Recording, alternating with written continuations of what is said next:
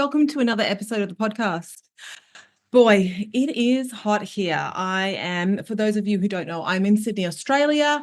Most of my clients, though, are in North America. I actually am Canadian and Australian. I lived in Canada for 12 years, and a lot of my study and mentors come out of North America.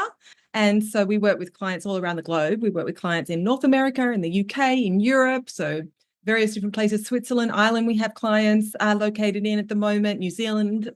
But I am in Sydney, Australia, and I am hot. So that's what we're doing here today is we're going to be getting through this episode and hopefully not sweating bullets. So if you're watching me on video, I apologize if you see some sweat drip down my face. All right. So today, what I wanted to talk about was I wanted to share a story with you. And I shared this story recently on Instagram, but I wanted to share it on the podcast because I think it's absolutely vital and imperative that we share these kind of stories. And this is a story of a friend of mine, and she has given me permission to share her story. She actually has been talking to me about potentially coming on the podcast so she can actually share her story. So hopefully that will happen. Obviously, I'm not going to share names or anything at this point, but I wanted to share her story with you because it is a cautionary tale. And it's a cautionary tale about not continuing to put yourself last when you know that something is up in your body, when you have symptoms, because those symptoms will catch up to you. So my friend, I've been friends with her for a very, very long time, many decades. And I was noticing over the years that she had symptoms of a struggling thyroid. Now, a lot of women, I think, oh, okay, well, thyroid has to do with my weight, right? So if I'm not overweight, I don't have a thyroid issue. Absolutely not. You can have a raging thyroid issue and have no weight issues whatsoever. And what's really important to understand is that we have thyroid hormone in every single cell of our body. And so our thyroid health will impact our kidney health, our brain health, our lung health, our bone health, our gut health. Your thyroid is not just the thermostat of your body. It's not just going to keep your metabolism going and humming along nicely and keep you nice and trim. It's going to keep you thinking clearly. It's going to, like I said, impact even your bones, right? So women who have osteopenia, they would be wise to look and dive into their thyroid health. There's other things that can contribute, but thyroid is imperative for everything is what I'm trying to say. I'm trying to get that message across that thyroid is imperative and it's not just about your weight. So I noticed some of the classic thyroid symptoms in my friend. So the classic thyroid symptoms, I would say, are constipation, but especially constipation that doesn't improve when you actively work to improve it. So I have a lot of clients who come to me with constipation, but we get on top of that really quickly for most of them if they don't have a thyroid issue. And so with my friend, we had tried a lot to get on top of her constipation and it wasn't working. And so she had this classic constipation thyroid symptom. I would say another thyroid symptom that's very classic is brain fog. Fatigue is classic. Hair loss can be one, although she did not have this. Low libido, because that thyroid hormone is going to help to keep things circulating. It supports your arterial health, right? And your blood flow in the body. So libido could be a couple of different things, but if you have low circulation, poor circulation, then you can suffer from libido issues. And then to that point, also being cold all the time, especially if you notice other people aren't cold, but you're layering things on or you have cold extremities. This is another symptom. She didn't have all of these symptoms, but I'm just telling you the classic thyroid symptoms, because if you're clocking into this and going, you know what, I have 2 of them, I have 3 of them, and especially if you're a midlife woman, and I'll explain why, then it's highly likely your thyroid is struggling to some point. So let me recap. Hair loss, eyebrow loss, constipation, brain fog, fatigue, low libido, cold extremities or feeling cold all the time, cold intolerance. Maybe you do have osteopenia, low mood, depression. These are some of the more classic ones. And the other thing is your temperature as well. So if you have a low temperature, So that temperature would be about 36.7 Celsius, I believe, which I think is 97.5. Don't quote me on that. But if you are checking your temperature every morning and noticing it's quite low, this is another telltale symptom that you have a struggling thyroid, a hypothyroid potentially. So my friend had many of these symptoms, and I said to her, there's clearly a thyroid issue. And the thing is, my friend, she is a single mom. She's got a lot on her plate, a lot. I won't get into that. That's not my story to tell, but she has a lot. And she's a giver. She's a real giver. So she was giving to every person but herself. Now, I got on the phone with her a couple of weeks ago, and I took one look at her, and I knew something was really wrong because she was very swollen. And when the thyroid gets to a point of really struggling, then we start to get this water retention and this swelling. And this can be definitely a big red flag. So this swelling, when it's coupled with some other symptoms, could be an indicator of something called myxedema coma. Well, the potential risk of myxedema coma. So these symptoms of myxedema coma would be weakness or lethargy, confusion or non-responsiveness, feeling cold, low body temperature, swelling of the body, especially the face, tongue, and lower legs, and difficulty breathing. Now, my friend did have a couple of these symptoms, right? But it was the swelling that was very, very concerning. So luckily, I can write thyroid labs. And so for my clients in Australia, for myself, I'm able to write any blood work requisition that we need. So I said to her, listen, I'm going to write you. She had booked in with our doctor because I send everybody to my doctor, but my doctor is hard to get into. So she didn't have a consultation with her until March. And so, and this was occurring in January. So I said to her, listen, I'm going to write you these thyroid labs, and then at least you've got them for when you are speaking to our doctor. Well, luckily I did, because she went and she ran them and my jaw hit the ground. I was actually in the hair salon when I got these labs back, and literally my jaw opened and I had to hold back tears because I have run a lot of thyroid panels, hundreds and hundreds. I've seen hundreds and hundreds, I should say, of thyroid panels in my time. It is one of the most foundational panels that we do with our ladies, because when our clients come to us inside the perimenopause solution or our smaller programs, they oftentimes are struggling with a thyroid issue to one degree or another. There's obviously different degrees of thyroid issues, right? So I always like to see a full thyroid panel, and we'll get into what that is. Midlife ladies, and I touched on this before, midlife ladies are particularly susceptible to a sluggish thyroid because we're getting older. And as we get older, we are going to be more vulnerable to things like nutrient deficiencies. And the thyroid, it relies on specific nutrients to run properly. And we get more vulnerable to gut atrophy and, inability to absorb our nutrients like we used to. And stress builds up, right? Perimenopause, our midlife years from about 35 up to about maybe 55 or so can be quite taxing, on us for various different reasons. So we do become more vulnerable. And as well, our progesterone starts to decline. When we go through perimenopause in midlife, our progesterone starts to decline, and progesterone really supports thyroid function. So it is a time when we need to get more aware of our thyroid health. We need to check our thyroid, and it's more than TSH and T4.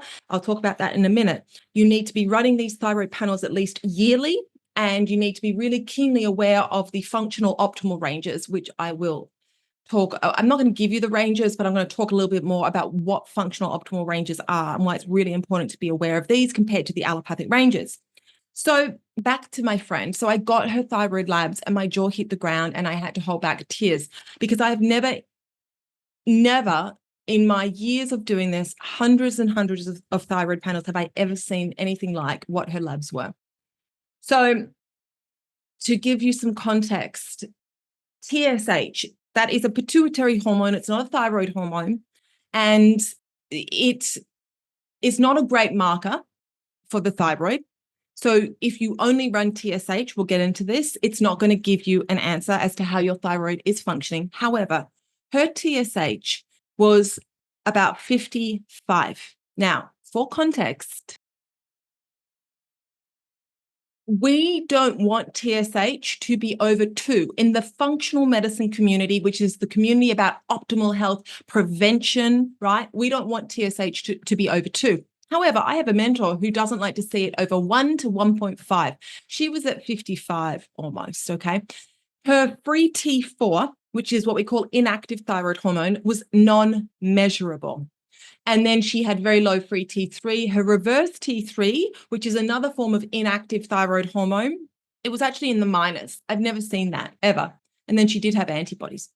So basically, she had a raging, urgent, severe case of hypothyroidism or Hashimoto's.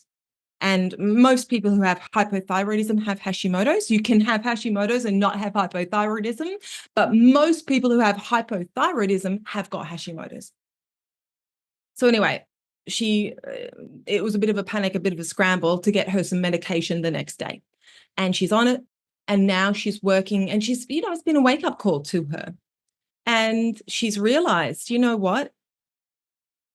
If you continue to ignore your symptoms and continue even to put your children, right, the ones you love, ahead of you, you are doing nobody a service, yourself or the ones you love, right? If we are constantly trying to push through, man up, ignore the symptoms, say, I'll get to it later, eventually they're going to catch up with you. And the fear that I have for women and my friends and my family is that if you continue to ignore symptoms or not do anything about your health, what is going to happen? Are you going to get to a point where you can't do anything about it, right? Not to be alarmist, but this is an important conversation. I don't want anybody listening to this podcast to get to a point where they actually cannot do something. They've done so much damage that no amount of medication or eating well, right, will undo. We don't want to get there. So putting everybody else ahead of you is a dumb idea. I'm just going to call it for as I see it. It is a dumb idea. Because if you really truly love these people that you're constantly putting in front of yourself and your own health, then you're not actually doing what's best for them at all. Because if you go down, how is that helpful to them, right? Your children, your loved ones, they need you, but they need you fit. They need you healthy. You are no good to anybody if you can't get out of bed in the morning, if you're not functioning on all cylinders, or worse, right? So I really hope that this is a cautionary tale to anyone listening who knows you've got symptoms, but you continue to say, I'll deal with it later, because later you might have dug yourself into a hole that may be very hard or impossible to dig yourself out of.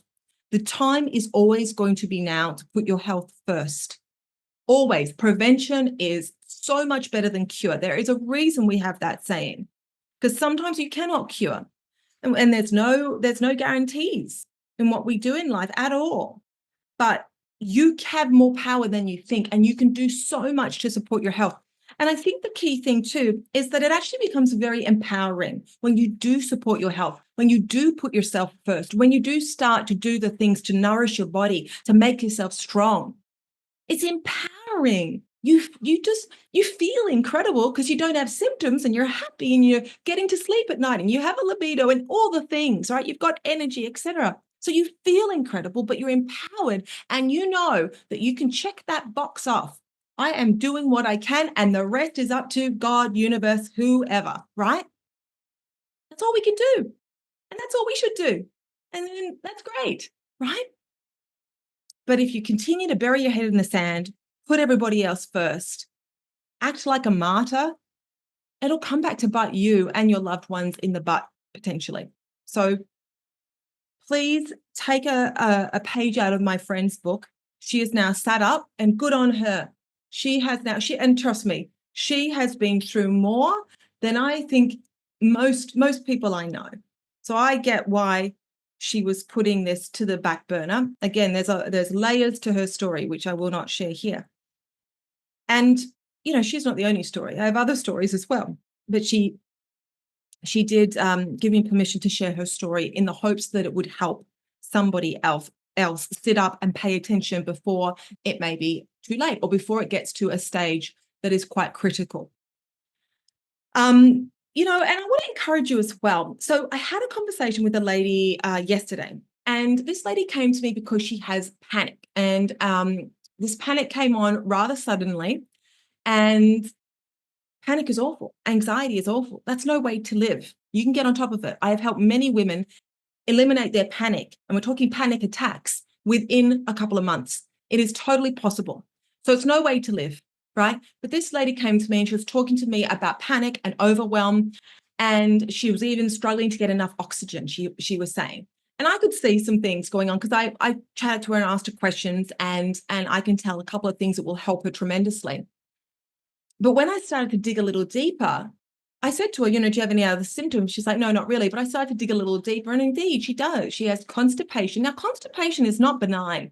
When you have constipation, you are recirculating the toxins in your body, and that can be extremely dangerous. We actually have studies on women with breast cancer, and you're more likely higher risk for breast cancer if you have constipation.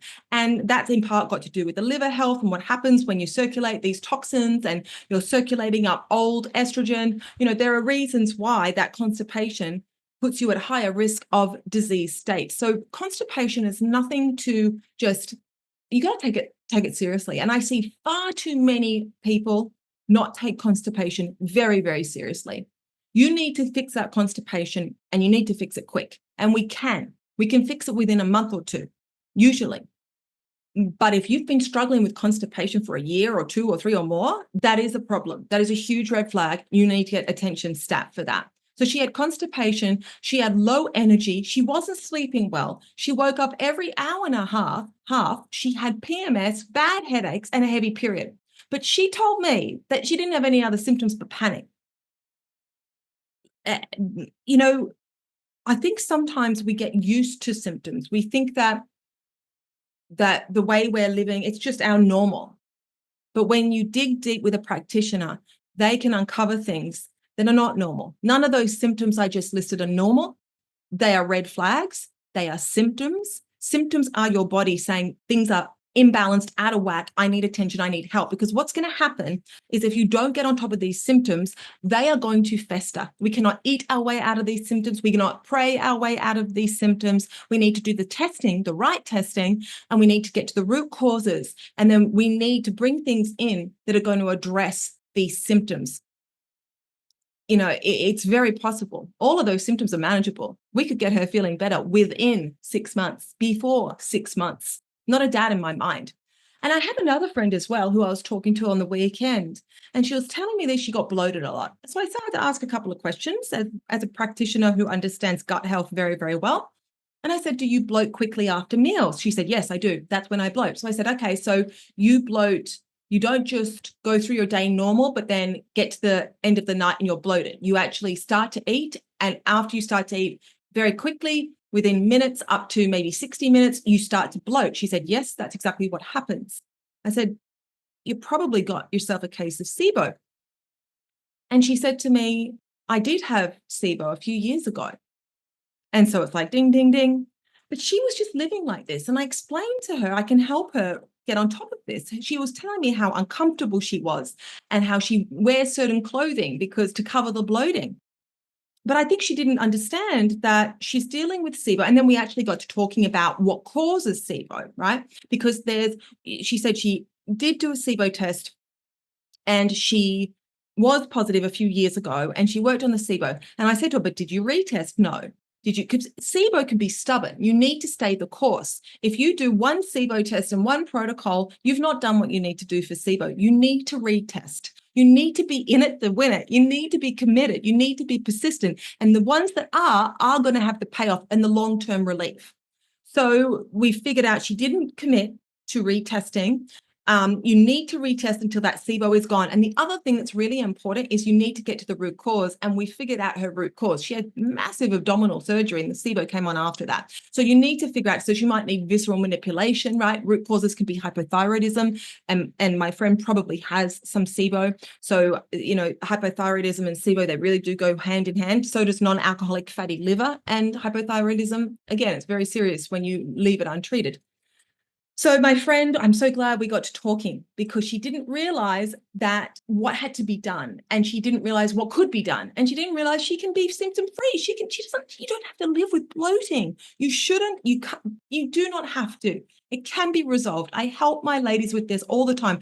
I am a gut health nerd. I love gut health. It's always a focus of what I do in my practice because gut health underpins everything. I don't care if your symptom is acne, if it's headaches, if it's hair loss, if it's fatigue, if it's weight gain, if it's actual GI symptoms, you will never go wrong looking and optimizing your gut because it's playing a role. And when you combine that with the nutrients and the blood work, that's where we get the full picture every time. Doesn't fail me.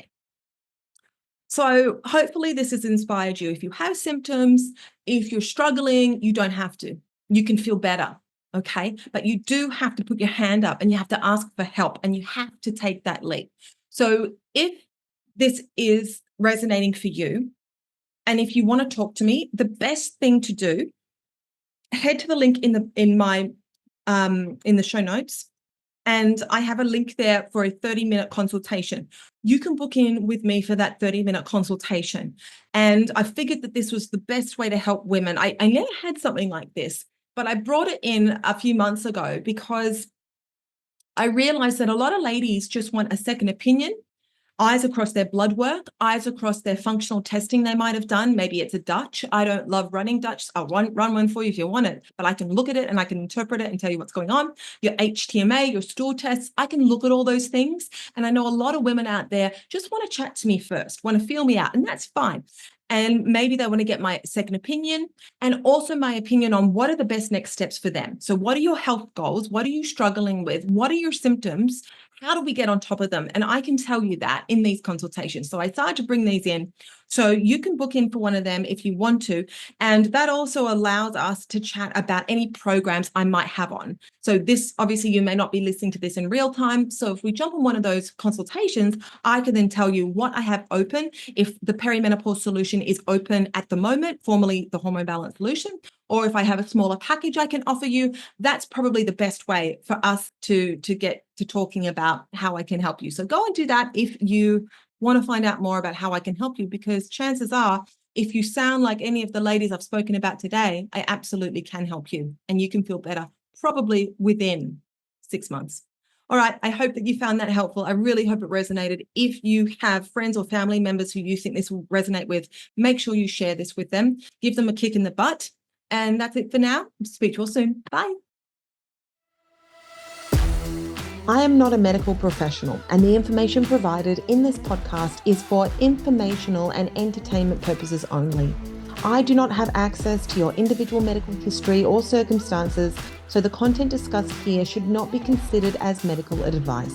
Before making any changes to your diet, lifestyle, or considering the use of supplements, please consult with a qualified healthcare professional or your doctor to ensure it's safe and appropriate for your specific situation. Any decisions you make based on the content of this podcast are at your own discretion and risk. Thank you for tuning in.